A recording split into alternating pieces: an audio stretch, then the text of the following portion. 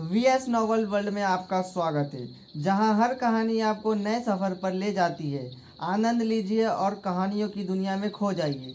चलिए अब शुरू करते हैं। जानवी सीढ़ियों से उतरकर फुयवान राजकीय निवास जा रही थी ताकि कपड़े बदल सके, तभी उसके पांचवें भाई का फोन आया। जयंत समूह मुसीबत में है। बेशक अच्छी खबर शायद ही कभी यात्रा करती है, लेकिन बुरी खबर दूर दूर तक फैल जाती है, हवा को पकड़ती है और परछाई को भांपती है। यहाँ तक कि उसका पांचवा भाई, जो घर पर अपनी चोटों से उबर रहा था, उसे भी इसके बारे में पता चल गया था। लगता था कि पूरे भारत में ये खबर जोरों पर थी। दिव्य ज्योति समूह ने एक खुला और स्पष्ट युद्ध छेड़ दिया था। हाँ, मैं वापस आकर विस्तार से समझाऊंगी, उसने जवाब दिया। जानवी ने अनमने ढंग से इंदुमती की कुछ तस्वीरें खींची और अपने पांचवें भाई को भेज दी। उन्हें देखने के बाद उसने एक मुस्कुराते हुए इमोजी के साथ जवाब दिया। सचमुच, माँ बनने के बाद कोई वास्तव में अपने बच्चे की लगातार तस्वीरें लेने से खुद को रोक नहीं पाता, चाहता है कि पूरी दुनिया देखे, हर किसी को पता चले कि ऐसा प्यारा बच्चा उनका है। उसने उस भावना को गहराई से समझा। वह ये भी समझ सकती थी कि कैसे पालतू जानवरों के माता पिता अपने प्यारे बच्चों की अनगिनत शानदार तस्वीरों से अपने फोन की मेमोरी भर देते हैं। एक टीवी भी शायद पर्याप्त नहीं होगा। बातचीत के इतिहास को पलटते हुए हर तस्वीर पहली नजर में एक जैसी लगती थी, लेकिन करीब से देखने पर हर एक प्यारी थी। उनके बारे में सब कुछ सुंदर था, वह किसी को भी हटाने का साहस नहीं कर सकती थी। मुआ, मुआ, मुआ, मुआ, जानवी ने फोन पर चुंबनों की बरसात कर दी। हर समय अपनी बेटी के पास न रह पाने के कारण उसे दोषी महसूस हुआ और उसने जल्द ही अपने बेटे को वापस लाने के लिए और भी कड़ी मेहनत करने का संकल्प लिया। जानवी तुरंत फुयवान राजकीय निवास वापस चली गई। उसका पांचवा भाई कुछ देर से बैठक में इंतजार कर रहा था। जैसे ही जानवी अंदर दाखिल हुई, उसने तुरंत पूछा, असल में हुआ क्या है? स्वस्थ प्रतिस्पर्धा काफी सामान्य है, लेकिन समय थोड़ा अजीब है, तब वार करना जब बड़े भाई दूर हैं। फिर भी ये सामान्य दायरे में है। चाहे कुछ भी हो, वह दिव्य ज्योति समूह के कार्यों में कोई गलती नहीं ढूंढ सकती थी।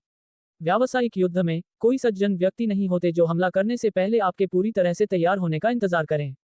जानवी द्वारा सब कुछ समझाने के बाद जयंत समूह के यशवंत ने अपने सरल चेहरे पर एक हैरानगी भरा भाव लिए हुए अपना सिर खुजाया। चून की लोचन जयंत समूह के साथ है, तो क्यों न उससे चिप में बदलाव करवा लिया जाए। पांचवें भाई, एक चिप में सुधार करने में बहुत समय लगता है। ये रातों रात हासिल की जाने वाली चीज नहीं है, यह कोई फैंटेसी ड्रामा नहीं है। तो हम क्या करें? दूसरी पीढ़ी की चिप को अधिकृत करें जिसका लोचन के पास वर्तमान में पेटेंट है और उसे प्रतिस्पर्धी कंपनी को सौंप दें। उन्हें दूसरी पीढ़ी की चिप्स का उपयोग करना पसंद आएगा, है ना? कंपनी के अन्य वरिष्ठ प्रबंधन ने इसके बारे में सोचा था, लेकिन जानवी ने इसे अस्वीकार कर दिया था। दूसरी पीढ़ी की चिप बनाने में बहुत खर्च आता है। लोचन प्राधिकरण देगा या नहीं, इसे अलग रखते हुए, भले ही वह दे भी दे, हम नुकसान बर्दाश्त नहीं कर सकते। 1 अरब के ऑर्डर पर 1.5 अरब का नुकसान उठाना, ऐसा नुकसान उठाने से बेहतर है कि काम न किया जाए। ये काम नहीं करेगा और वह काम नहीं करेगा। ये बहुत परेशानी भरा है। पांचवा भाई एक पूर्ण नौसिखिया था जो व्यावसायिक कार्यों को नहीं समझता था, लेकिन स्थिति की गंभीरता को भांप सकता था। क्या मैं जाकर दिव्य ज्योति समूह के छिपे हुए नेतृत्व को देखभाल लूं? उसने पूछा, गले काटने का इशारा करते हुए। इससे जानवी डर गई। पांचवें भाई, ये भारत है। उसने जयवंत को कड़ाई से घूरा। जयवंत जोर से हंसा। मुझे पता है, मुझे पता है। बस मजाक कर रहा था, माहौल हल्का करने की कोशिश कर रहा था। जानवी को यह एहसास नहीं था कि वह वास्तव में गंभीर था। असल में, अगर हम अपने प्रतिद्वंद्वी को बाहर नहीं भी करते हैं, तो पांचवें भाई के पास ऐसे तरीके हैं जिनसे उन्हें प्रभावी ढंग से रणनीति बनाने से रोका जा सकता है। इस तरह आपको दांव पेंच के लिए समय मिल जाएगा। या हम सिद्धार्थ वर्धन और बड़े भाई के लौटने का इंतजार कर सकते हैं, समस्या किसी न किसी तरह हल हो जाएगी। नहीं, रुको, इस महत्वपूर्ण समय पर दिव्य ज्योति समूह का ऐसा करना, क्या ये जानबूझकर हो सकता है? जानवी मुस्कुराई, उसे भी यही संदेह था। सारसी समूह के अधिग्रहण का मामला शायद उससे भी कहीं अधिक जटिल और परेशानी भरा था जितना उसने सोचा था। दिव्य ज्योति समूह का ऐसा तूफान खड़ा करना, ये वास्तव में किसी को भी सोचने पर मजबूर करता है कि क्या उन्हें जानबूझकर जयंत परिवार और सिद्धार्थ वर्धन के लिए परेशानी खड़ी करने के लिए खरीदा गया है। उनका उद्देश्य हमारी ऊर्जा को कमजोर करना है। इसे जल्दी से मना मत करना, हमने विदेशों में इस तरह की चीजें बहुत देखी हैं। जानवी ने गंभीरता से विचार किया। थोड़ी सी अशिष्टता और सूक्ष्मता के मिश्रण के साथ अपनी कनपटी खुजाते हुए जयवंत ने कहा, मुझे सच में नहीं पता कि सिद्धार्थ वर्धन ने अपने वैज्ञानिकों के निकाले जाने के बाद भी कोई बचाव या तैयारी क्यों नहीं की। जानवी अवाक रह गई। उसके पास सचमुच कोई नहीं था। उसने तो परवाह भी नहीं की। अगर मैं होता, तो भले ही मैं भविष्य की परेशानियों को खत्म करने के लिए लोचन की गर्दन व्यक्तिगत रूप से न तोड़ता, मैं कम से कम सतर्क जरूर रहता। वैसे भी, यह मामला इतना सरल नहीं है। तुम्हें जयंत परिवार से स्पष्टीकरण मांगना चाहिए। हाव भाव समूह के पुनरुद्धार में निश्चित रूप से कुछ चालबाजी शामिल है। जानवी प्रशंसा से जयवंत की ओर देखे बिना नहीं रह सकी। पांचवें भाई, मुझे सच में उम्मीद नहीं थी कि भले ही तुम कभी कंपनी के प्रबंधन में शामिल नहीं हुए हो, तुम इतनी सारी अंदरूनी बातें समझते होगे। मैंने कुछ बॉस को बाहर किया है। वे मरते समय कुछ बकवास करते हैं, इसलिए मैंने थोड़ा बहुत सीखने के लिए काफी सुना है। जानवी ठंडे पसीने को पोंछे बिना नहीं रह सकी। पांचवें भाई का स्वभाव वास्तव में भारत में रहने के लिए उपयुक्त नहीं था, यह उसके विकास के लिए बहुत प्रतिबंधात्मक था। मैं आज रात उत्कर्ष तकनीक के सीईओ यशपाल जिंदल से मिलने की योजना बना रही हूँ।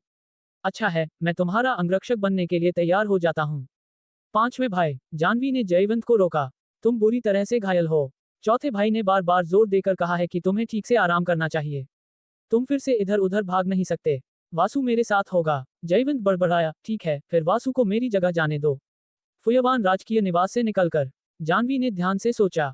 पांचवें भाई की सलाह बहुत महत्वपूर्ण थी, लेकिन उसके पास अभी इस पर ध्यान से विचार करने का समय नहीं था। यशपाल जिंदल से मिलना किसी भी चीज से ज्यादा महत्वपूर्ण था।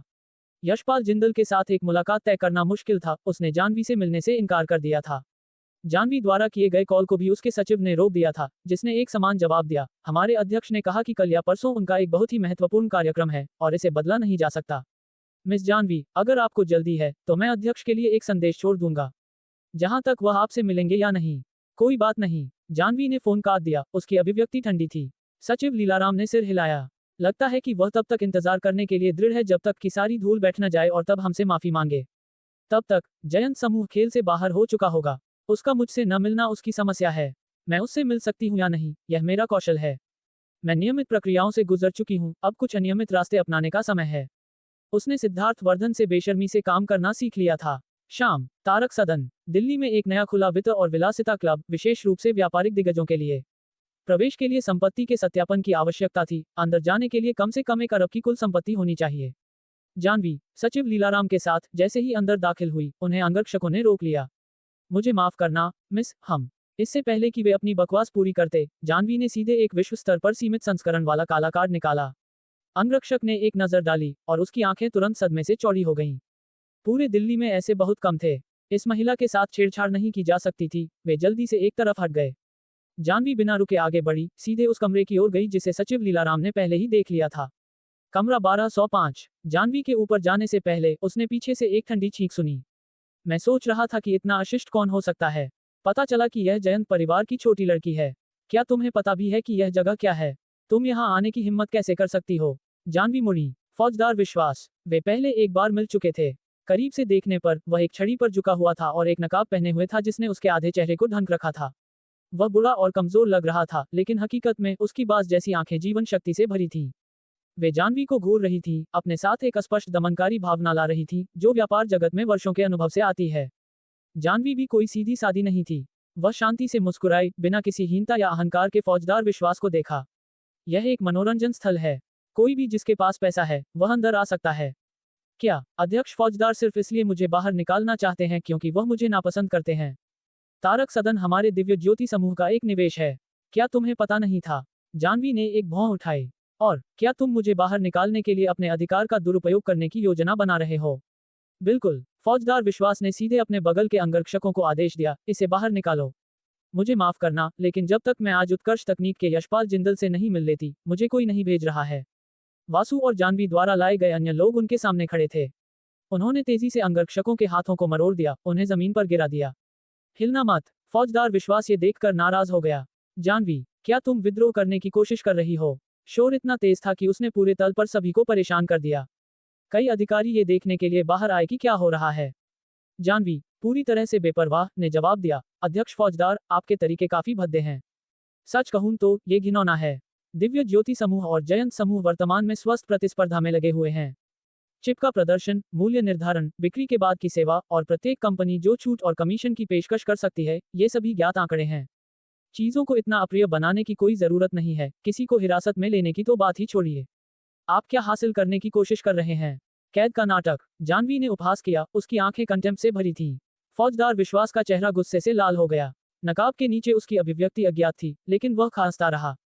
तुम कितनी तेज जबान है। सिर्फ इसलिए मेरे सामने इतना लापरवाह होकर काम करने की मत सोचना कि फौजदार शूरसेन तुम में कुछ रुचि दिखाता है। मैं अभी मरा नहीं हूँ। ये फौजदार परिवार की बारी नहीं है कि। क्या मजाक है? हम दो समूहों के बीच प्रतिस्पर्धा पर चर्चा कर रहे हैं।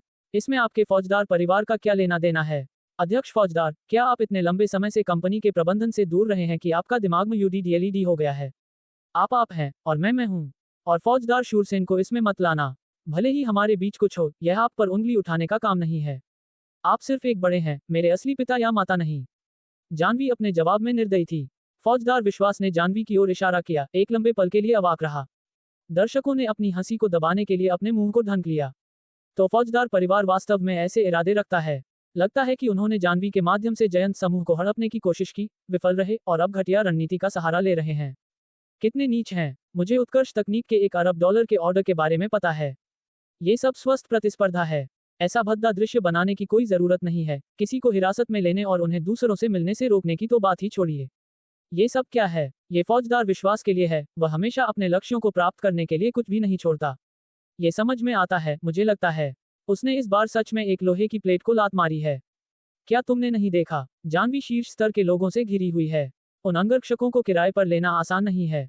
मैंने सुना है कि हर एक की कीमत एक भाग्य है और उसके पास उनमें से 4 या 5 हैं। 20 साधारण अंगरक्षकों को नीचे गिराने के लिए पर्याप्त है। शक्ति का क्या प्रदर्शन है। मुझे बस आश्चर्य है कि अंत में कौन जीतेगा। ये सुनकर जानवी भी हंस पड़ी। मुझे भी उत्सुकता है कि अंत में कौन जीतेगा। निदेशक यशपाल, आप बाहर आकर हमें क्यों नहीं समझाते? यशपाल जिंदल भीड़ से निकलकर बाहर आए। वह चश्मा और क्रू कट वाला एक लंबा पतला आदमी था। हालांकि वह आकर्षक नहीं था, वह ऊर्जावान दिखता था और उसकी आंखें असाधारण रूप से तेज थीं। उसने जानवी पर अपनी नजर टिकाने से पहले वहां मौजूद सभी को स्कैन किया। एक हाथ अपनी सूट की जेब में डाले, यशपाल जिंदल ने अजीब तरह से अपनी नाक को छुआ। मुझे उम्मीद नहीं थी कि मिस जानवी मुझे पहचानेंगी।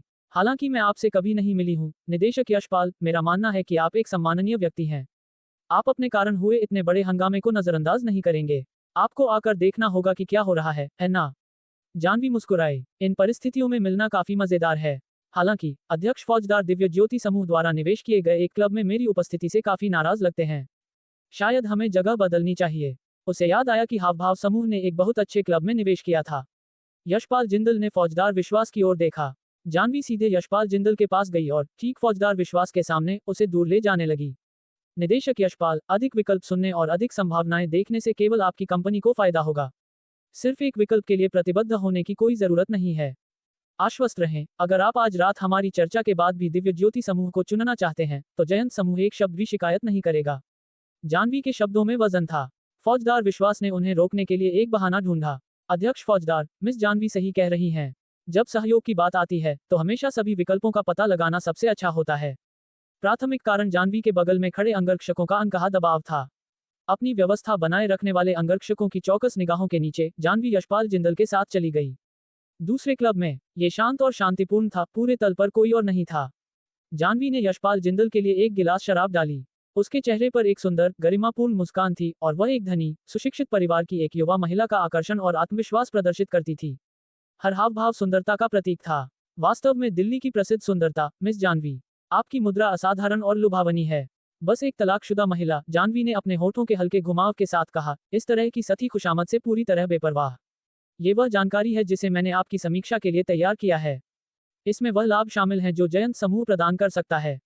इसके अतिरिक्त ये दस्तावेज है जिसे मुझे उम्मीद है कि आप ध्यान से अध्ययन करेंगे। जैसे ही जानवी बोली, उसने 3 दस्तावेज सौंपे। जबकि यशपाल जिंदल उन्हें देख रहा था, जानवी ने अपनी रेड वाइन पी और धीरे धीरे शुरू किया। $1 अरब का ऑर्डर। मुझे विश्वास है, निदेशक यशपाल, कि यह अचानक लिया गया निर्णय नहीं था। मैंने आपकी कंपनी के व्यावसायिक व्यवहारों पर भी शोध किया है और मैं समझती हूँ कि आप भविष्य में खुद को सिर्फ घरेलू उपकरण उद्योग तक ही सीमित नहीं रखना चाहते हैं। जानवी ने अभी बात पूरी नहीं की थी कि यशपाल जिंदल ने उसे ठंडे स्वर में काट दिया। मिस जानवी, बुद्धिमत्ता एक गुण है, लेकिन अत्यधिक दखलंदाजी एक बड़ी गलती है। ये कहकर उसने दस्तावेजों को देखना बंद कर दिया और उन्हें मेज पर फेंक दिया।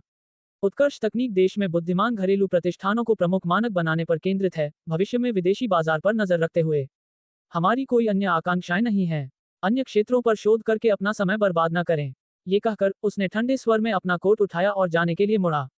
जानवी उसके स्पष्टीकृत गुस्से से हैरान थी। एक बेचैन करने वाला और अवर्णनीय एहसास उसके अंदर मचल रहा था। सचिव लीलाराम अंदर दाखिल हुआ। क्या हुआ? क्या वह उस परियोजना प्रस्ताव से असंतुष्ट था जिसे हमने जल्दी में तैयार किया था? नहीं, यह मेरी गलती होनी चाहिए। जानवी यह नहीं बता पाई कि वह कहाँ गलत हो गई थी। उस पल उसने चाहा कि वह अपने बड़े भाई या सिद्धार्थ वर्धन से सलाह ले सके, लेकिन दोनों पुरुष हवा में गायब हो गए थे, कोई खबर नहीं छोड़ी थी। सचिव लीलाराम कर्तव्यपरायणता से उसके साथ कार्यालय में रहा, जिससे जानवी को काफी असहज महसूस हुआ। आपको घर जाकर आराम करना चाहिए, उसने कहा। और आप, मिस जानवी? उसने जिम्मेदारी की एक मजबूत भावना प्रदर्शित की। ऐसा लगता था कि वह तब तक नहीं जाएगा जब तक जानवी नहीं जाती। कार्यालय में एक लाउंज है। मैं यहाँ प्रबंधित कर लूंगी। कृपया चिंता न करें और वापस जाएं। कंपनी की सुरक्षा प्रणाली उत्कृष्ट थी। ये सुनकर सचिव लीलाराम ने सिर हिलाया। बहुत अच्छा, मिस जानवी। अगर आपको किसी भी चीज की जरूरत हो तो मैं 24 घंटे उपलब्ध हूँ। मेरा फोन चालू रहेगा। ठीक है, इसमें कोई इनकार नहीं था। उसके बड़े भाई के आसपास के संभ्रांत व्यक्ति वास्तव में समर्पित थे। सचिव लीलाराम को विदा करने के बाद जानवी ने तुरंत वाणी को फोन किया। Ring ring. वाणी की लाइन व्यस्त थी, जिससे जानवी को एक अशुभ भावना हुई। उसने कई बार और फोन करने की कोशिश की, लेकिन किसी ने जवाब नहीं दिया। वह लड़की, क्या वह किसी तरह की परेशानी में तो नहीं पड़ गई है? जानवी ने तुरंत वाणी के सचिव को फोन किया। जल्द ही कॉल कनेक्ट हो गया। मिस जानवी, क्या आप वाणी दीदी को ढूंढ रही हैं? हाँ, वह कहाँ है? हाल ही में चीजें शांत नहीं रही हैं और मुझे डर है कि मेरे आसपास के लोग मेरी वजह से फंस जाएंगे, खासकर जब मैंने अभी अभी इतने सारे लोगों के सामने फौजदार विश्वास को नाराज किया है।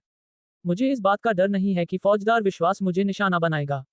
मुझे ज्यादा डर है कि वह मेरे करीबियों के पीछे जाएगा। मेरे भाई सक्षम हैं, उसके लिए उन्हें नुकसान पहुंचाने के बारे में सोचना भी मुश्किल होगा। मेरे माता पिता पुराने परिवार के घर पर हैं, उसके लिए उन्हें निशाना बनाना और भी कम संभव है। मेरे आसपास एकमात्र व्यक्ति जो खतरे में हो सकता है, वह है वाणी। जब वाणी ने उसका फोन नहीं उठाया तो जानवी पर एक अशुभ भावना छा गई। उसने एक कॉल लिया और चली गई। यह आधे घंटे पहले था और वह वापस नहीं आई है। हमने कई कॉल किए हैं, लेकिन उसकी लाइन हमेशा व्यस्त है। वाणी दीदी कभी ऐसी नहीं होती हैं। हम तो सोच रहे थे कि हमें पूछना चाहिए कि क्या वह आपके साथ है। जानवी का दिल डूब गया। उसने तुरंत आदेश दिया, कंपनी में सभी को जो भी वे कर रहे हैं, उसे छोड़ दें और वाणी को ढूंढने के लिए अपने सभी कनेक्शन का उपयोग करें। अगर कोई खबर मिलती है तो मुझे तुरंत फोन करें। जानवी ने अपना कोट फेंक दिया, अपनी कार की चाबियां पकड़ी और बाहर निकल गई। जैसे ही उसकी कार नूतन शैली संचार की ओर बढ़ी, विपरीत लेन से अचानक एक बड़ा ट्रक तेजी से बाहर आया। चकाचौंध करने वाली हेडलाइट्स ने जानवी की आंखों को जला दिया। आंखें सिकोड़ते हुए उसने स्टीयरिंग व्हील को झटके से घुमाया, ट्रक से बाल बाल बची। इससे पहले कि वह प्रतिक्रिया कर पाती, पीछे से एक और कार ने उसे टक्कर मार दी। धमाका। जानवी की कार 10 मीटर से ज्यादा फिसल गई। फिर एक और एसयूवी सीधी सड़क पर तेजी से निकल आए, आक्रामक रूप से उसकी ओर चार्ज कर रही थी। उसकी पुतलियां फैल गईं क्योंकि उसने अपने सामने हो रहे दृश्य को घूर कर देखा। उस पल के अंश में सोचने का समय न होने के कारण जानवी कार से कूद गई। जिस कार ने उसे पीछे से मारा था, उसने जानवी को कूदते ही खरोंच दिया, जिससे वह कई मीटर तक गिरती चली गई। जानवी जमीन पर पड़ी थी, खून थूक रही थी। उसकी नजरें उसके विपरीत एसयूवी के अंदर बैठे व्यक्ति पर टिकी थी। मैंने उसे पहले देखा है। वह फौजदार विश्वास का डिप्टी है। मैंने उसे क्लब में देखा था। दर्शक इकट्ठा हुए, कोसते हुए, क्या तुम पागल हो? ये किस तरह की ड्राइविंग है? ये पैदल चलने वालों का रास्ता है। वह कौन है? इतना लापरवाह, इतनी तेजी से गाड़ी चलाना। क्या तुम यमराज से मिलने की कोशिश कर रहे हो? अरे मिस, उठो जल्दी। ओह नहीं, उसे खून बह रहा है। जल्दी करो, एम्बुलेंस बुलाओ। किसी ने चिल्लाया और भीड़ अराजकता में फूट पड़ी। जानवी ने एसयूवी में व्यक्ति की ओर अपना हाथ बढ़ाया और चिल्लाकर कहा, उसे पकड़ो, वह हत्यारा है। फिर वह बेहोश हो गई। जब जानवी को फिर से होश आया तो उसने फौजदार विश्वास को अपने सामने खड़ा देखा। उसने उठने के लिए संघर्ष किया, हरकत ने उसके सती घावों को बढ़ा दिया और उसने दर्द में दांत पीसे। फौजदार विश्वास अपने चेहरे पर एक हल्की मुस्कान के साथ एक बेंत पर झुका हुआ था। उसने कहा, मिस जानवी, तुम वास्तव में भाग्यशाली हो। इससे भी बचने के लिए। जानवी गुस्से से कांप उठी। वह सड़ा हुआ कमीना, वह निष्पक्ष रूप से जीत नहीं सकता तो घटिया खेल खेलता है। लोग कहते हैं कि फौजदार शूरसेन चालाक है, लेकिन इस बूढ़े कमीने के तरीके और भी घिनौने हैं। दिन के उजाले में किसी पर हमला करना। अगर मैंने समय पर प्रतिक्रिया नहीं की होती तो मैं उन टकराती हुई कारों से कुचलकर मर गई होती। फौजदार विश्वास। जानवी ने दांत पीसते हुए दहाड़ा। वह बेपरवाह लग रहा था। मिस जानवी, गुस्सा मत हो। ऐसी गंभीर चोटों के साथ तुम्हें ठीक होने पर ध्यान केंद्रित करना चाहिए। सावधान रहना कि तुम्हारे घाव फिर से न खुलें और निशान न छोड़ें। अन्यथा तुम उस संपत्ति को खो दोगी जिसका उपयोग तुम पुरुषों को अपनी उस सुंदर चेहरे से लुभाने के लिए करती हो। ओह, और वैसे अगर मेरा सहायक तुम्हें आज समय पर अस्पताल नहीं लाया होता तो तुम अपनी जान खो सकती थी। इसे एक सबक मानो। तुम्हें आभारी होना चाहिए, मिस जानवी। हे। जानवी इतनी एनरेज थी कि वह हंस पड़ी, एक आवाज जिसमें हास्य नहीं था। उसने सफेद चादरों को कसकर जकड़ लिया। फौजदार विश्वास ने अपनी ठोड़ी उठाई। यह अनुबंध दिव्य ज्योति समूह का है और किसी और का नहीं। मिस जानवी, तुम अभी आराम करने पर ध्यान केंद्रित करो। जहां तक इस दुर्घटना की बात है, हम इसकी जांच करवाएंगे और सुनिश्चित करेंगे कि तुम्हें एक संतोषजनक स्पष्टीकरण मिले। ये कहकर वह जानवी की घृणित टकटकी के नीचे जानबूझकर कदम दर कदम अपनी बेंत पर झुककर बाहर निकल गया। जैसे ही वह चला गया, नर्सें और डॉक्टर जल्दी से अंदर आ गए। आप कैसा महसूस कर रही हैं? कोई असहजता? जानवी ने सिर हिलाया। ये बेबस गुस्से का समय नहीं है। चूंकि उस कमीने ने ऐसा करने की हिम्मत की, उसने पूरी तैयारी कर ली होगी। ये कार दुर्घटना सावधानीपूर्वक नियोजित थी। लेकिन वाणी, उसे क्या हुआ? धमाका, दरवाजा जोर से धकेला गया और वाणी अंदर घुस आई। अस्पताल के बिस्तर पर जानवी को देखकर उसकी आंखों में तुरंत आंसू आ गए और उसके चेहरे पर बहने लगे। तुम इस तरह कैसे हो गई? उसने अभी अभी खबर सुनी थी, रिपोर्टें देखी थी और तुरंत और जानकारी को दबाने के लिए अपने कनेक्शन का इस्तेमाल किया और फिर अस्पताल पहुंची। जानवी द्वारा जो कुछ हुआ उसे समझाने के बाद वाणी भड़क उठी, अपनी आस्तीन ऊपर कर ली। वह बूढ़ा कमीना घटिया खेल खेलने की हिम्मत कर रहा है, मैं उसे फाड़ दूंगी। वाणी दरवाजे तक चली गई और पीछे मुड़कर देखा। जब जानवी ने उसे नहीं रोका तो वाणी ने दांत पीसे। ठीक है, मैं जा रही हूँ। सच में, मैं जा रही हूँ।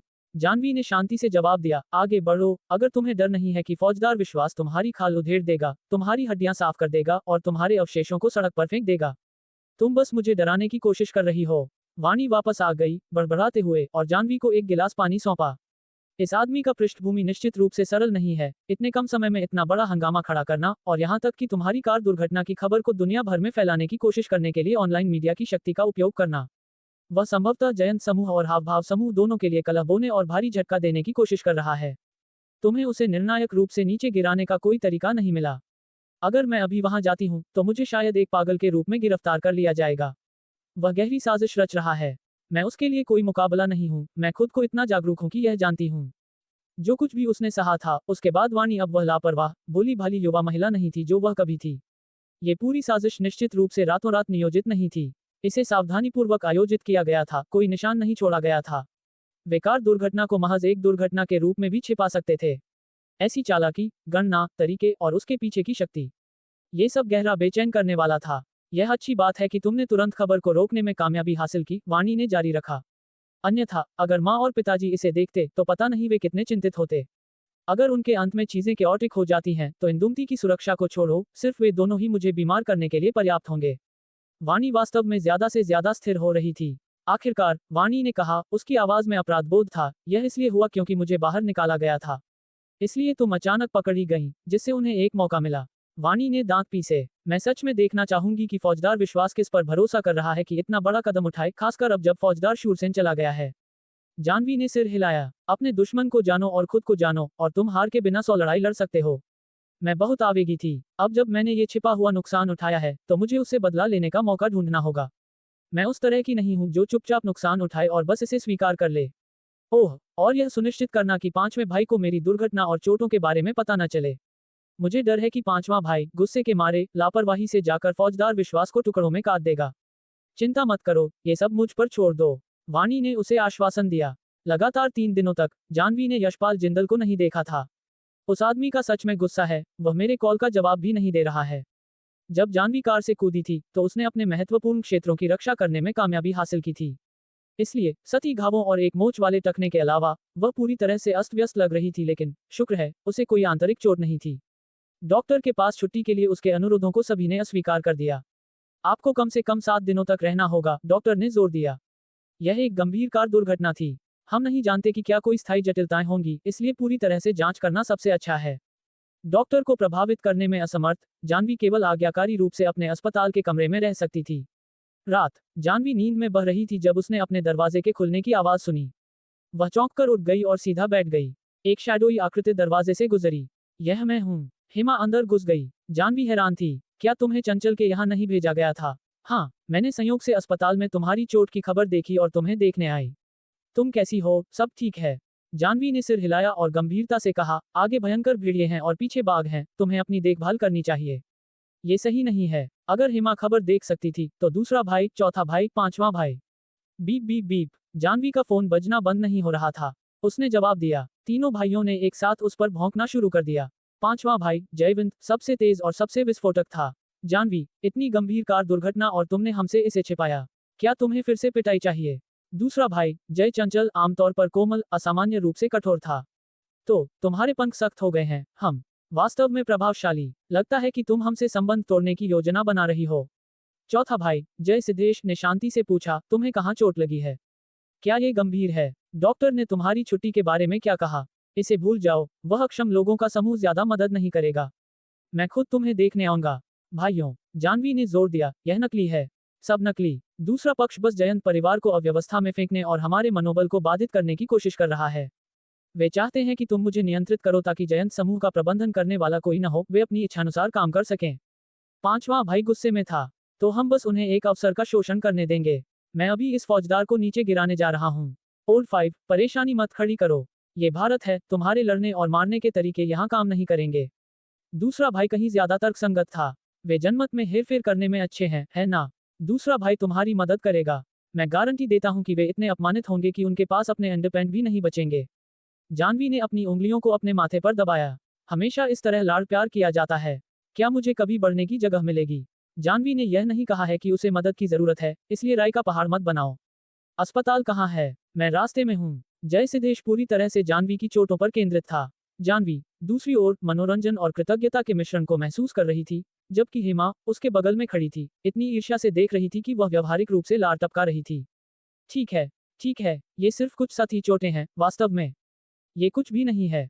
अगर यह गंभीर होता तो मैं अपने भाइयों को न बताने की हिम्मत कैसे कर सकती थी? बस आराम करो और देखो कि मैं अपना बदला कैसे लूंगी। जानवी ने ईमानदारी से बात की, इस बार मैं खुद पर भरोसा करना चाहती हूँ। किसी को भी हस्तक्षेप करने की अनुमति नहीं है। वह मजाक नहीं कर रही थी, वह पूरी तरह से गंभीर थी। भाइयों ने अनिच्छा से सहमति व्यक्त की। ठीक है, हम तुम्हारी बात सुनेंगे। जय चंचल ने हंसते हुए कहा। तो मैं सभी संबंधित खबरों को दबा दूंगा ताकि माँ और पिताजी कल सुबह उठने पर इसे न देखें और चिंता न करें। धन्यवाद। दूसरे भाई जयवंत अभी भी चिंतित था। अब से वासु 24 घंटे तुम्हारी रक्षा करेगा। मना नहीं करना। ठीक है, धन्यवाद। पांचवें भाई जानवी को अपने दिल में गर्मी महसूस हुई, जो लगभग उसे पिघला रही थी। जय सिद्धेश ने एक और शब्द नहीं कहा। उसके फोन रखने के बाद हेमा ने गला घोंटते हुए कहा, मिस जानवी, तुम कितनी धन्य हो कि तुम्हारे पास इतना बड़ा परिवार है जो तुम्हें बिना शर्त समर्थन करता है, तुम्हारी रक्षा करता है और तुम्हें प्यार करता है। मेरे विपरीत, मैं छोटी थी तब से अनाथ रही हूँ। अगर सोंग सिक्शेंग नहीं होता तो मैं शायद जीवित नहीं बच पाती। हेमा एक रोने वाली गड़बड़ी थी, जिससे जानवी क्षण भर के लिए नुकसान में थी, इससे पहले कि उसने उसे एक उत्तर पेश किया। ये कुछ भी नहीं है, बस थोड़ा सा भावनात्मक उछाल। कोई बड़ी बात नहीं। जानवी बता सकती थी कि हेमा वास्तविक भावना की व्यक्ति थी। दिल से एक बुरा इंसान नहीं, यहाँ तक कि थोड़ा प्यारा भी। ओह, एक और बात जो मैं तुम्हें बताने वापस आई, मैंने चंचल के गॉडफादर को नहीं देखा। जाहिर है, वह आधिकारिक मामलों में व्यस्त रहे हैं और दिनों से होटल वापस नहीं आए हैं। हालांकि सिद्धेश जैन ने बार बार चंचल से भीख मांगी कि मैं जाऊं और उसके दुख को कम करूं। जानवी ने अपने होठों को कर्ल किया, उसकी आंखों में एक ठंडा चमक थी। उसके दुख को कम करें। इसकी कोई जरूरत नहीं है। उसकी उपयोगिता अब समाप्त होती है। उसकी आंखों में एक हड्डी ठंडक थी जिसे हेमा ने शायद ही कभी देखा था। ठीक है, हेमा उसे देखकर कांप उठी। मैंने सुना है कि सोंग सिक्शिंग तुम्हारे साथ डब्ल्यू देश गया था। जानवी की आंखों में एक धूर्त नजर चमक उठी। क्या तुम उसे याद करती हो? मैं इतने लंबे समय से भारत में हूँ, एक जगह जो मेरे लिए पूरी तरह से नहीं है, और उस भोंदू को पता भी नहीं चला। मुझे सच में नहीं पता कि उसकी मोटी खोपड़ी में क्या चलता है। मैं बस चाहती हूँ कि वह कभी कभार मेरे बारे में सोचे, थोड़ी चिंता दिखाए। शायद तब मुझे इतना दयनीय महसूस नहीं होगा। जानवी हंसे बिना नहीं रह सकी। ठीक है, मुझे वह पसंद है, ठीक है। हर कोई जानता है, इसलिए इसे छिपाने या मुझ पर हंसने की कोई जरूरत नहीं है। बस मुझे बताओ, क्या तुम मदद करने जा रही हो या नहीं? मैं सिद्धार्थ वर्धन के संपर्क में नहीं आ सकती। जानवी ने अपने हाथ फैलाए और हेमा के ठीक सामने अपने फोन पर उसका नंबर डायल किया। फोन कुछ बार बीप हुआ, इससे पहले कि एक डेड टोन सुनाई दी। क्या हो रहा है? हेमा को भी लगा कि कुछ गलत है। जैसा कि मुझे संदेह था, ये फौजदार विश्वास का काम होना चाहिए। उस आदमी का प्रभाव दूर दूर तक है। मैंने वास्तव में इस बूढ़े आदमी को कम आंका जिसने दिव्य ज्योति समूह में इतनी कम उपस्थिति दिखाई थी। जानवी ने अपनी मुट्ठियां कसकर जकड़ ली। नए झगड़े और पुराने स्कोर, मैं उन सभी को सुलझाऊंगी। अगर मैं मदद करने के लिए कुछ कर सकती हूँ तो बस पूछो। मैं ज्यादा कुछ नहीं कर पाऊंगी, लेकिन अगर तुम्हें मेरी जरूरत है तो मैं मना नहीं करूंगी, हेमा ने कहा, एक महत्वपूर्ण क्षण में समर्थन की पेशकश करते हुए। जानवी गहराई से प्रभावित हुई। ठीक है, अगर मुझे किसी भी चीज की जरूरत होगी तो मैं निश्चित रूप से पूछूंगी। हेमा ने समय पर नजर डाली, उसके जाने का लगभग समय हो गया था। ओह, ठीक है, एक चेतावनी, चंचल को निश्चित रूप से सिद्धार्थ वर्धन के लिए भावनाएं हैं। अगर तुम योजना बना रही हो, ठीक है, बस सावधान रहना। ये कहने के बाद वह जल्दी से चली गई। जानवी ने अपने अंगरक्षक को हेमा को सुरक्षित रूप से चंचल के पास वापस पहुंचाने का आदेश दिया। हेमा के शब्द उसके कानों में एक परेशान करने वाली धुन की तरह गूंज रहे थे। चंचल को सिद्धार्थ वर्धन पसंद है। सिर्फ कुछ मुलाकातों के बाद इतना गहरा पड़ जाना। वह सिद्धार्थ वर्धन, वह वास्तव में एक आकर्षक व्यक्ति है। जानवी ने निराशा में दांत पीसे। अचानक बाहर से तेज कदमों की एक श्रृंखला सुनाई दी। इससे पहले कि जानवी प्रतिक्रिया कर पाती, अस्पताल के निदेशक, परिचारक चिकित्सकों के एक बड़े समूह का नेतृत्व करते हुए कमरे में घुस आए। हर डॉक्टर ने एक गंभीर लेकिन सतर्क अभिव्यक्ति पहनी हुई थी, और जानवी को देखकर वे उसे अत्यधिक ध्यान और चिंता के साथ लाड़ प्यार करने के लिए तैयार लग रहे थे। डॉक्टर जय सिद्धेश की छोटी बहन ने हमें पहले क्यों नहीं बताया? वह हमारे अस्पताल शाखा के लिए लगभग परिवार है। निश्चिंत रहें मिस जानवी, हम इन सभी चोटों का ध्यान रखेंगे। आपको कोई दर्द महसूस नहीं होगा और निशान के बारे में चिंता करने की कोई जरूरत नहीं है। देखो, ये वह विशेष दवा है जिसे आपके भाई ने विकसित किया है। ये पूरे अस्पताल में काफी लोकप्रिय हो गया है। दुर्भाग्य से बिक्री की मात्रा बहुत कम है। अगर यह आपके लिए सुविधाजनक है मिस जानवी। निदेशक ने जानवी पर मुस्कुराया, उसकी मुस्कान चाटुकारितापूर्ण थी। इससे पहले कि जानवी एक शब्द कह पाती, उसने जारी रखा जैसे कि वह उसके हर विचार को समझता था। आइए अब आपकी वसूली पर ध्यान केंद्रित करें, बाकी सब इंतजार कर सकता है। तुम लोग अभी भी क्यों खड़े हो? मिस जानवी की ड्रेसिंग बदलो। इस वार्ड को भी बदलने की जरूरत है। इसके अलावा ड्यूटी पर सुरक्षा गार्ड, देखभाल करने वाले, नर्सें जो आईवी ड्रिप देती हैं, उन सभी को हमारे अस्पताल के सर्वश्रेष्ठ से बदल दें। उन्हें 24 घंटे मिस जानवी की सेवा करने के लिए उपलब्ध होना चाहिए, समझा गया? इसके अलावा इस पूरे वीआईपी तल को प्रतिबंधित किया जाना चाहिए, कोई भी अनधिकृत कर्मी अंदर या बाहर नहीं। ये हमारे पूरे अस्पताल शाखा के लिए एक सम्मान की बात है कि मिस जानवी यहाँ ठीक हो रही हैं, इसलिए तुम सभी सतर्क रहो। जानवी हैरान रह गई। निदेशक ने फिर ऊर्जावान रूप से आदेशों की एक श्रृंखला जारी की। जानवी की देखभाल और आवास के हर पहलू को सटीकता और विस्तार के साथ सावधानीपूर्वक व्यवस्थित किया। एक बार जब सब कुछ व्यवस्थित हो गया तो वह वापस मुड़ा। उसका चेहरा एक चौड़ी, चापलूसी भरी मुस्कान में लिपटा हुआ था। क्या सब कुछ आपकी संतुष्टि के लिए है मिस जानवी? धन्यवाद निदेशक, आपने कड़ी मेहनत की है। जानवी को सुरुचिपूर्ण ढंग से सुसज्जित वीआईपी कमरे को देखकर थोड़ा शर्मिंदा महसूस हुआ, जिसके लिए पूरे तल को खाली कर दिया गया था। निदेशक को लगा कि यह पर्याप्त नहीं है। मिस जानवी, आवास अभी भी कुछ हद तक सीमित है, इसलिए कृपया बुरा न माने। जब आप डॉक्टर जय सिद्धेश से मिलें तो कृपया हमारे लिए कुछ अच्छे शब्द कहें। आपको पता नहीं है कि उनका चिकित्सा मार्गदर्शन हमारे लिए कितना महत्वपूर्ण है। जैसे ही जानवी कुछ कहने वाली थी, निदेशक ने फिर से पहले बात की। इनमें से कुछ भी मायने नहीं रखता। आपको अब आराम करना चाहिए। ये कहने के बाद वह हवा के झोंके की तरह अपने कर्मचारियों के साथ बाहर निकल गया। जानवी ने जय सिद्धेश के संदेश को देखा और एक थम्स अप इमोजी के साथ जवाब दिए बिना नहीं रह सकी। गंभीरता से उसने कहा था कि वह अपने भाइयों पर भरोसा नहीं करेगी, लेकिन अंत में वह अभी भी लाभ उठा रही थी। खैर, उसे इतना लाड़ प्यार करने के लिए कौन दोषी ठहरा सकता है? इसमें कोई मदद नहीं थी। उसने सोचा कि वह इसका आनंद ले सकती है। अगले दिन सुबह फौजदार विश्वास फिर से मिलने आया। जब वह उसके मूल अस्पताल के कमरे के दरवाजे पर पहुंचा और उसे खाली देखा तो उसने अपनी भौहें सिकोड़ लीं। नज, यहाँ जो मरीज थी वह कहाँ है? नज ने उसकी ओर देखा, स्पष्ट रूप से अधीर। आगे बढ़ो, मिस जानवी के आराम को परेशान मत करो।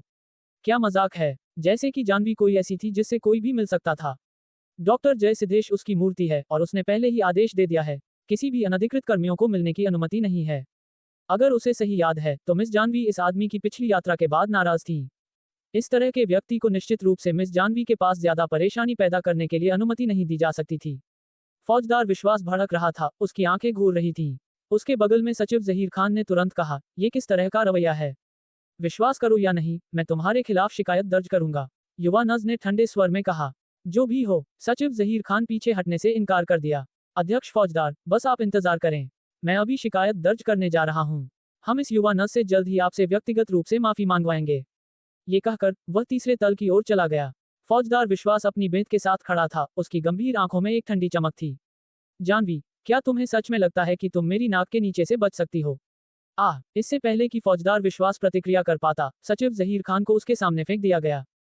फौजदार विश्वास कई कदम पीछे हट गया, कुचले जाने से बाल बाल बचा। उसकी पुरानी हड्डियों के साथ अगर उसे गिरा दिया गया होता तो कौन जानता है कि कितने लोग हंसते। लंबी मोटी मुख्य नज अपनी आस्तीन ऊपर करते हुए फौजदार विश्वास पर अधीरता से अपनी भौहें उठाईं। तो तुम वह हो जो हमारे नस स्टेशन के बारे में शिकायत करना चाहता है? हम। उसका लहजा अविश्वसनीय रूप से आक्रामक था, व्यवहारिक रूप से उसे चुनौती दे रहा था ताकि वह लड़ाई शुरू कर सके। फौजदार विश्वास ने माथे पर बल डाला। क्या इस मुख्य नज ने अपना दिमाग खो दिया है? मुख्य नज ने उपहास में अपना हाथ हिलाया। मुझे बताओ, तुम मिलना चाहते हो? कोई मौका नहीं, अब चले जाओ। पहले वाली युवा नज मुख्य नज के बगल में खड़ी थी और उसने कहा, चले जाओ। सचिव जहीर खान उस गाल को जकड़ते हुए, जिसे अभी अभी थप्पड़ मारा गया था, अपने पैरों पर चढ़ गया। अध्यक्ष फौजदार, ये लोग पागल होने चाहिए। उन्होंने वास्तव में हमें मारने की हिम्मत की। मैं तुम सभी की रिपोर्ट करूंगा। सचिव जहीर खान चिल्लाया। मुख्य नज जोर से हंसी, हाथों को अपनी कमर पर रखा। आगे बढ़ो, तुम यहाँ अस्पताल में परेशानी पैदा करने आते हो और तुम्हें लगता है कि हम अपना बचाव नहीं कर सकते।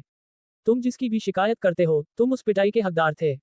अगर तुम अब भागते नहीं हो तो तुम्हारे पास सच में रोने के लिए कुछ होगा। क्या ये सिर्फ बेशर्म ठग नहीं है? सचिव जहीर खान भड़क गया। उसने फौजदार विश्वास का 10 साल से ज्यादा समय तक अनुसरण किया था और उसके साथ कभी ऐसा व्यवहार नहीं किया गया था। अध्यक्ष फौजदार, हमें उनके निदेशक को ढूंढने की जरूरत है। हमें इन अभिमानी मूर्खों को एक सबक सिखाना चाहिए। फौजदार विश्वास ने अपनी मुट्ठियां कसकर जकड़ ली और अपना फोन निकाला। एक पल बाद अस्पताल के निदेशक ने जवाब दिया। आह अध्यक्ष फौजदार, मैं आपके लिए क्या कर सकता हूँ? निदेशक ने फौजदार विश्वास के कॉल का जवाब देते हुए हंसते हुए पूछा। एक सहायक अंदर आया और उसके कान में कुछ फुसफुसाया और निदेशक की अभिव्यक्ति नाटकीय रूप से बदल गई।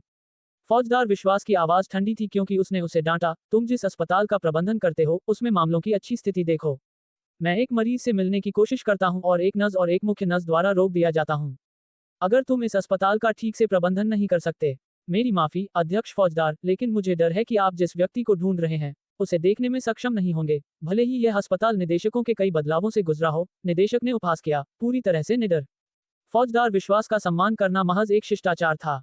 इसका मतलब यह नहीं था कि वह, एक अस्पताल निदेशक, उससे डरता था। क्या इस व्यवसायी ने सच में सोचा था कि वह एक अस्पताल में जंगली दौड़ सकता है? निदेशक विमल, इसका क्या मतलब है? फौजदार विश्वास की आवाज कई रंगों में ठंडी हो गई। निदेशक ने एक मुस्कान के साथ जवाब दिया, मेरा मतलब काफी स्पष्ट है। जब तक जानवी हमारे अस्पताल में है, उसे देखने की इच्छा न रखने वाले किसी को भी अंदर आने की अनुमति नहीं दी जाएगी। अध्यक्ष फौजदार, कृपया चले जाएं। विच्छेदित कॉल को घूरते हुए फौजदार विश्वास इतना एनरेज था कि वह लगभग खून थूकने वाला था। ये देखकर मुख्य नर्स और भी स्मग हो गई। क्या तुमने हमारे निदेशक को स्पष्ट रूप से सुना? मिस जानवी वह नहीं है जिसे तुम सिर्फ इसलिए देख सकते हो क्योंकि तुम चाहते हो।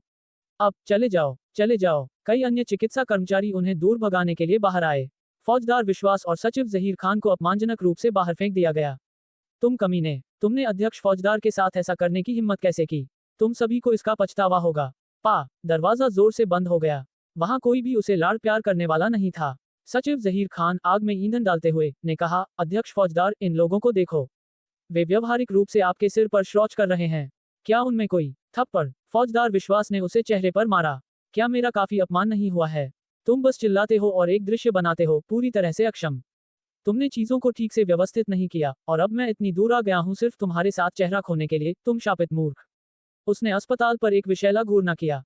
सचिव जहीर खान ने दांत पीसे। उसे इसका बदला लेना होगा। लेकिन अस्पताल एक अभेद्य किले की तरह था, चाहे उसने कितनी भी साजिशें कोशिश की हों, वह पूरी तरह से बेअसर रहा। सचिव जहीर खान पूरी तरह से डंफाउंडेड था। इन लोगों में क्या घुस गया था जिससे वे जानवी के प्रति इतने भयंकर रूप से वफादार हो गए थे? जब वाणी ने पूरी कहानी सीखी और जानवी को वीडियो कॉल किया तो वह लगभग अपनी हंसी में घुट गई। जानवी को भी इन प्रशंसकों की शक्ति पर अप्रत्याशित सदमे की भावना महसूस हुई।